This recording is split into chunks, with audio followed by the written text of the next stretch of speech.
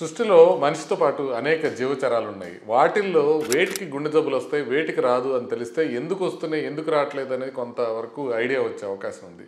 For example కుక్కలకు కానీ, పిల్లులకు కానీ, గుర్రాలకు కానీ, ఎలుగుబంట్లకు కానీ వీటికి పెద్దగా హార్ట్ అటాక్లు వచ్చే అవకాశం లేదు.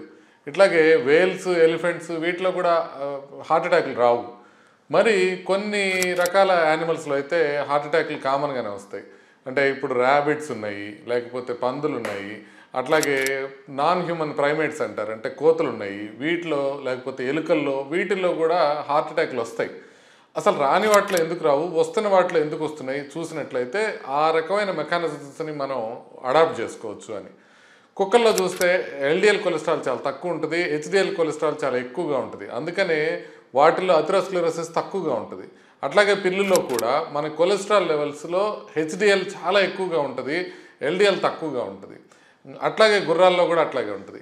ఇక బేర్స్ విషయానికి వస్తే వాటికి బాగా ఇన్యాక్టివిటీ ఉంటుంది, చాలా కాలం పాటు అవి కదలవు, హైబర్నేషన్, ఈస్టివేషన్ అని. అట్లాగే వాటికి ఏంటంటే యాంటీ ఇన్ఫ్లమేటరీ ప్రాపర్టీస్ ఉంటాయి అన్నమాట. అంటే మన ఎండోథీలియం ఏదైతే ఉంటుందో రక్తనాళం లోపల పొర, అది చాలా ఇంపార్టెంట్ అని చాలాసార్లు చెప్పుకున్నాం. అది చాలా మంచి క్వాలిటీతో ఉంటుంది అనమాట. వేల్స్, ఎలిఫెంట్స్లో అయితే మెటబాలిక్ ప్రాసెస్ తక్కువ ఉంటుంది, అందుకని లో రెస్టింగ్ హార్ట్ రేట్స్ ఉంటాయి, అందుకని వాటిల్లో తక్కువ ఉంటాయి.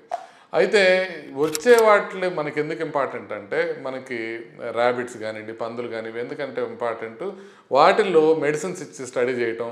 పందులను అయితే ఎస్పెషల్లీ మన రక్తనాళాలను క్లీన్ చేయడానికి ఉపయోగించే యాంజియోప్లాస్టిక్ టెక్నిక్స్ కూడా వాటిపైన, ఆ రక్తనాళాలపైన ట్రై చేసుకుంటూ ఉంటారు. ప్రధానంగా 3 రకాల మెకానిజమ్స్ ఉంటాయి యానిమల్స్లో ఎందుకు రావట్లేదని.